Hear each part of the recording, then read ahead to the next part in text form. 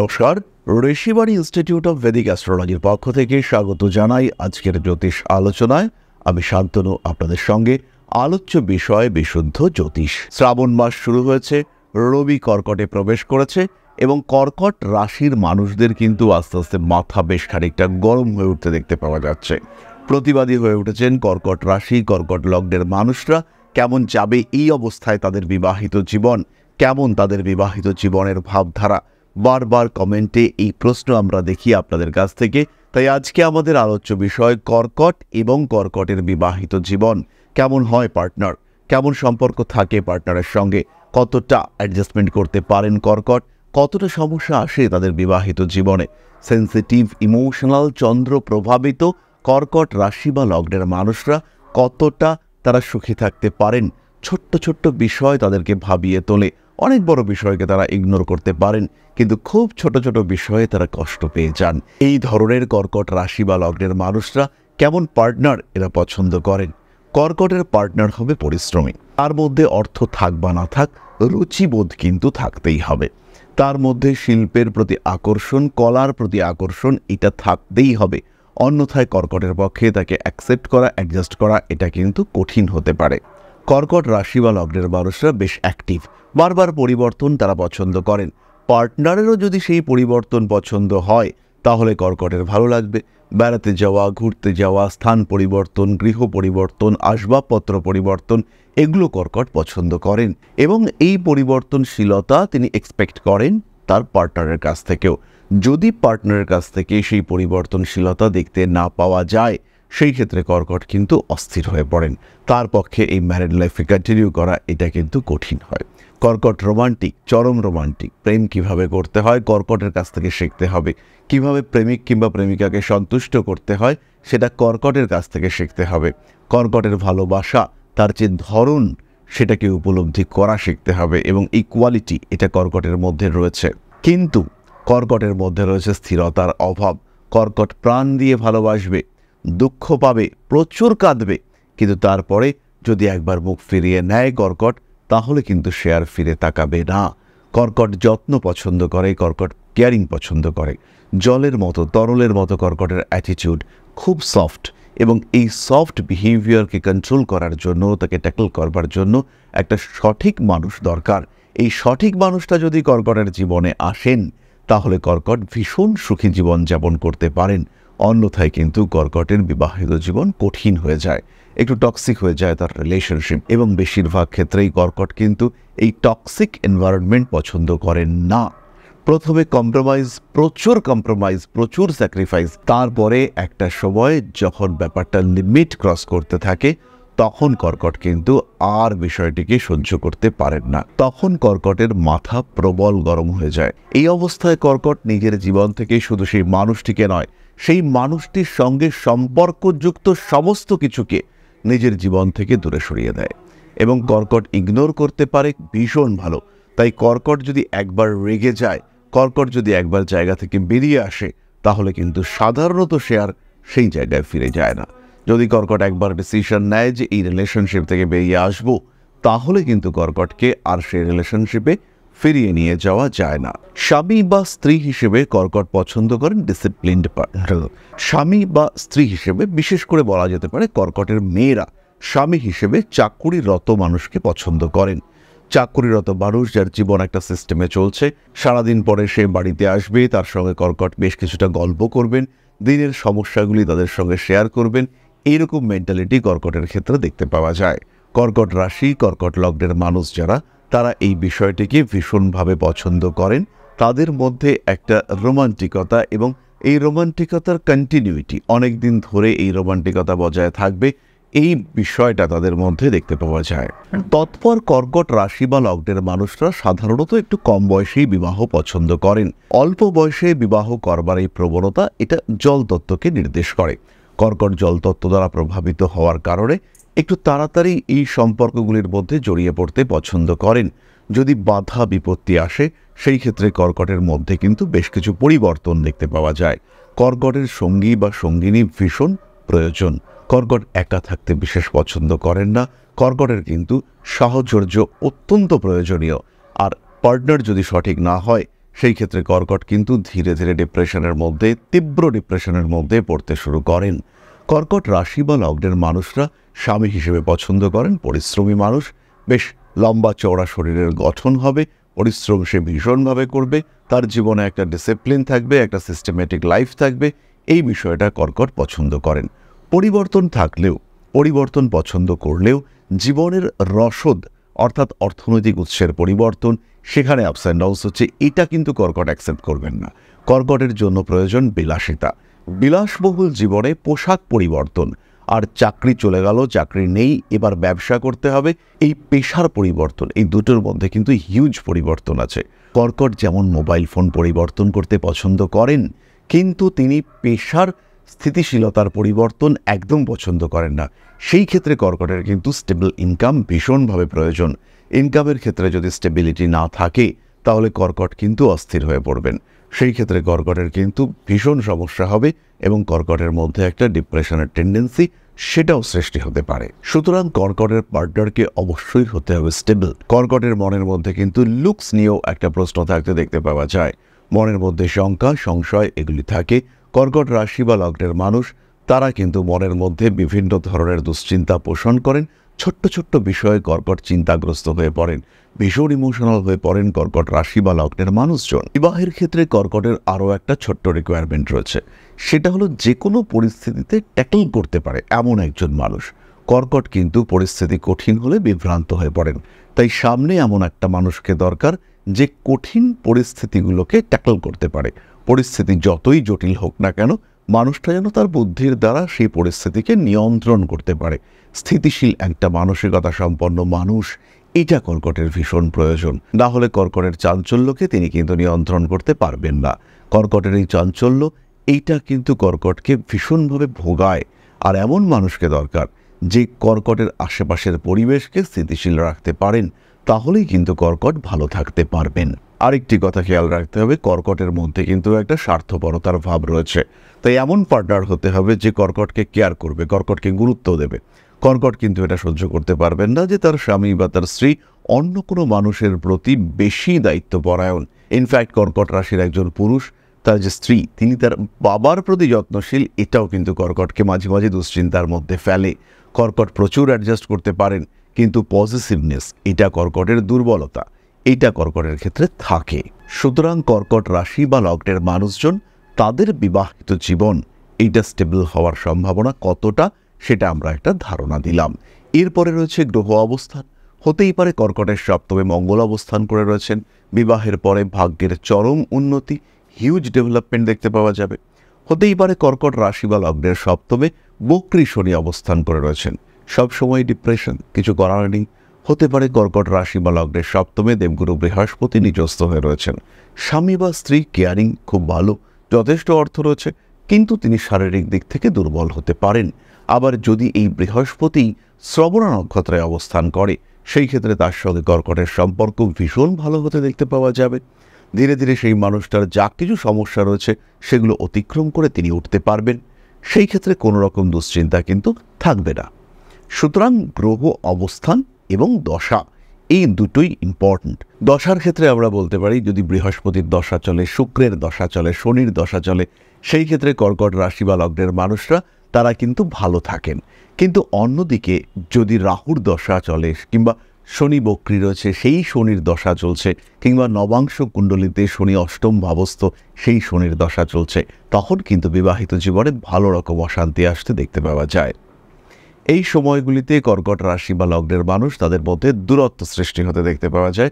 মানুষের সঙ্গে তাদের অ্যাটাচমেন্টের ক্ষেত্রে একটা জটিলতা বাড়তে দেখতে পাওয়া যায়। যাই হোক না কেন, এবার আমরা চলে আসবো নাক্ষত্রিক আলোচনা প্রসঙ্গে। প্রথমেই রয়েছেন পুনর্বসু, শান্তশিষ্ট প্রেমিক প্রকৃতির সত্তাযুক্ত মানুষ পুনর্বসু পছন্দ করেন। পুনর্বসু ডিসিপ্লিন পছন্দ করেন, তাই চাকরিরত হাজবেন্ড বা ওয়াইফ, এটাই পুনর্বসুর পছন্দ। পুনর্বসু নক্ষত্রের জাতক বা জাতিকা বিবাহিত জীবনে ভীষণ অ্যাডজাস্ট করতে পছন্দ করেন, যতটা সম্ভব ম্যাক্সিমাম অ্যাডজাস্ট করবার চেষ্টা, এইটা আমরা পুনর্বসুর ক্ষেত্রে দেখতে পাই। পারিপার্শ্বিক প্রতিকূলতা, সমস্যা, সমস্ত কিছুকে ওভারকাম করবার একটা প্রচেষ্টা, এটা আমরা পুনর্বসুর ক্ষেত্রে দেখতে পাই।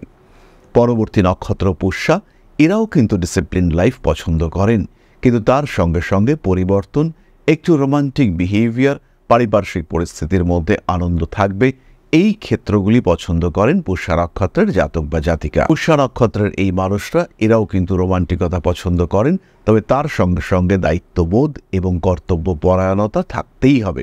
একজন ইররেসপন্সিবল মানুষ তিনি কিন্তু কখনোই পুষ্যার সঙ্গে রিলেশনশিপ কন্টিনিউ করতে পারবেন না। আরেকটা বিষয় পুষ্যার ক্ষেত্রে রয়েছে এথিক্স এবং অনেস্টি। এই দুটো জিনিস থেকে বেরিয়ে এলে পুষ্যা কিন্তু সেখানে থাকবেন না। পুষ্যা কিন্তু এককেন্দ্রিক। পুষ্যা সবসময় একটা নির্দিষ্ট দিকে চলতে পছন্দ করবেন এবং পুষ্যা সেই দিক থেকে সরে আসা, সেই ক্ষেত্র থেকে বেরিয়ে আসা, এটা একেবারেই পছন্দ করবেন না। যা করছি সরাসরি বলতে হবে, এখানে কিন্তু কোনো রকম গোপনীয়তা রাখা চলবে না। যদি সেই গোপনীয়তা থাকে সেই ক্ষেত্রে পুষ্যা কিন্তু সেটাকে অ্যাকসেপ্ট করতে চাইবেন না। পরবর্তী নক্ষত্র অশ্লেষা। অশ্লেষা নক্ষত্রের মানুষরা কিন্তু খুব কেয়ারিং পছন্দ করেন। হাজব্যান্ড যেমনই হোক বা ওয়াইফ যেমনই হন, তাকে কিন্তু কেয়ারিং হতে হবে, না হলে কিন্তু অশ্লেষা সেটাকে নিতে পারবেন না। সাধারণত অশ্লেষা নক্ষত্রের জাতক বা জাতিকাদের সঙ্গে জল তত্ত্বের মানুষদের অ্যাডজাস্টমেন্ট অনেকটা বেশি হতে দেখতে পাওয়া যায়। জল তত্ত্বের এই মানুষরা অশ্লেষার সঙ্গে খুব বেশি মাত্রায় মানিয়ে গুছিয়ে চলতে পারেন এবং সক্ষম হয়ে থাকেন। জল তত্ত্বের মানুষদের সঙ্গে অশ্লেষার অ্যাটাচমেন্ট, গভীরতা সেটা অনেক বেশি হয়। তাই তারা যখন পাত্র বা পাত্রে সিলেক্ট করবেন তখন এই বিষয়টিকে খেয়াল রাখাটা বেটার। তবে অশ্লেষাই হন বা পুষ্যাই হন বা পুনর্বসুই হন, কর্কট রাশি বা লগ্নের মানুষদের বিয়ের আগে ম্যাচ মেকিং এটা অবশ্যই করা উচিত। ব্লাড টেস্টও যেমন গুরুত্বপূর্ণ, অন্যান্য টেস্টগুলো যেমন করতে হবে, তেমনি কম্প্যাটিবিলিটি টেস্ট এটাও কিন্তু করা উচিত কর্কটের ক্ষেত্রে। কর্কট রাশি বা লগ্নের মানুষদের বিবাহিত জীবনে জেনারেলি আপস অ্যান্ড ডাউনস থাকে। জেনারেলি এদের মনের মধ্যে ডিপ্রেশন, মনের মধ্যে ক্ষোভ, দুঃখ এগুলো থেকে যায়। এই পরিস্থিতিকে কিছুটা তো নিয়ন্ত্রণ করা সম্ভব। এই ধরনের সমস্যা যদি আপনার জীবনেও থাকে, তাকে কিছুটা নিয়ন্ত্রণ করা যেতে পারে। এই ক্ষেত্রে অবশ্যই আপনাকে জ্যোতিষ পরামর্শ গ্রহণ করতে হবে। প্রয়োজন অনুযায়ী প্রতিবিধান এটা অবশ্যই করা যেতে পারে। আর যখনই প্রতিবিধান করতে হবে তখন কিন্তু দরকার একটা প্রকৃত জ্যোতিষ বিচার। সমস্যাকে নির্মূল করতে হলে প্রপার অ্যানালাইসিস এটা কিন্তু অত্যাবশ্যক। এই সঠিক এবং সম্পূর্ণ বিচারের জন্য সরাসরি সংযুক্ত হন আমাদের সাথে। আমাদের সঙ্গে সরাসরি সাক্ষাৎ করতে পারবেন কলকাতা উত্তর, কলকাতা দক্ষিণ, দুর্গাপুর এবং আগরতলায়। এছাড়াও পৃথিবীর যে কোনো প্রান্ত থেকে আমাদের সঙ্গে যোগাযোগ করতে পারেন। অনলাইন কনসালটেন্সিতে আমরা রয়েছি আপনার সাথে। তাছাড়া যারা জ্যোতিষ শিখতে চাইছেন, যারা একটা proper systematic curriculum, proper faculty structure এর মধ্যে শিক্ষা গ্রহণ করতে চাইছেন, ভালোবাসার জ্যোতিষকে পেশা হিসেবে গ্রহণ করতে চাইছেন, তারা সরাসরি সংযুক্ত হন ঋষিবাণীর সাথে।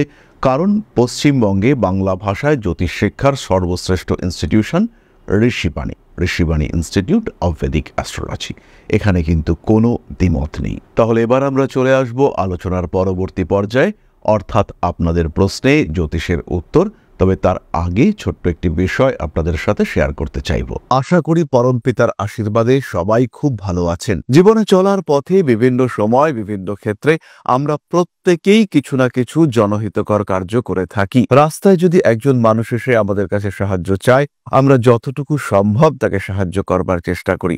কখনো কিছু অর্থের বিনিময়ে, কখনো তাকে কিছু খাদ্য সামগ্রী কিনে দিয়ে, কখনো গাছের জল দিয়ে, কখনো পাড়ার রাস্তার কুকুরটিকে খেতে দিয়ে আমরা সমাজের উন্নতি করবার চেষ্টা করি।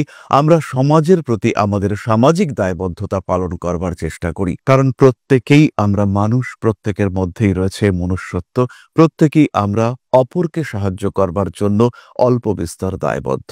এই ভাবনা নিয়েই অধ্যাত্ম, সেবা এবং প্রকৃতি পূজনের ব্রতী হয়েছে আমরা। আপনাদের সহযোগিতায় গঠন হয়েছে পরম ব্রহ্ম মিলন মঠ ও সেবাশ্রম। দীর্ঘদিন ধরেই, প্রায় বিগত 3 বছর ধরে বিভিন্ন সময়ে, বিভিন্ন অবস্থায়, বিভিন্ন পরিস্থিতিতে মানুষের পাশে গিয়ে আমরা দাঁড়িয়েছি। মানুষের পাশে যতটা সম্ভব সাহায্য করবার চেষ্টা আমরা করেছি আমাদের ক্ষুদ্র সামর্থ্যে। বারংবার আমরা পেয়েছি আপনাদের সাহচর্য, বারংবার আপনারা বাড়িয়ে দিয়েছেন আপনাদের সহযোগিতার হাত। তাই আরো একবার আপনাদের সামনে আজ আমি আবার এসেছি পরবর্তী কর্মসূচিকে বাস্তবায়িত করবার জন্য। বিগত দিনগুলিতে বিভিন্ন সময় আমরা বিভিন্ন ক্ষেত্রে ডোনেশন কর্মসূচি করেছি। আমরা শীতকালে কম্বল বিতরণ করেছি, মোজা চটি বিতরণ করেছি, মশারি বিতরণ করেছি ডেঙ্গুর সময়, করোনার সময় খাদ্য সামগ্রী বিতরণ করেছি আমরা। তার সঙ্গে সঙ্গে ছোট ছোট শিশুদের পড়াশুনো এগিয়ে যাওয়ার জন্য সারা বছরের সমস্ত শিক্ষা উপকরণ আমরা বিতরণ করেছি। তাদের সঙ্গে আমরা সময় কাটিয়েছি। এদের শিক্ষার ক্ষেত্রে যাতে ডেভেলপমেন্ট হয় তাই বেশ কিছু এলাকায় আমরা সম্পূর্ণ বিনামূল্য কোচিং সেন্টার পরিচালনা করছি। এবং বিশেষ বিষয়টি হলো যে প্রত্যেকটি ক্ষেত্রেই আপনারা কিন্তু প্রত্যক্ষ বা পরোক্ষভাবে আমাদের সঙ্গে আছেন।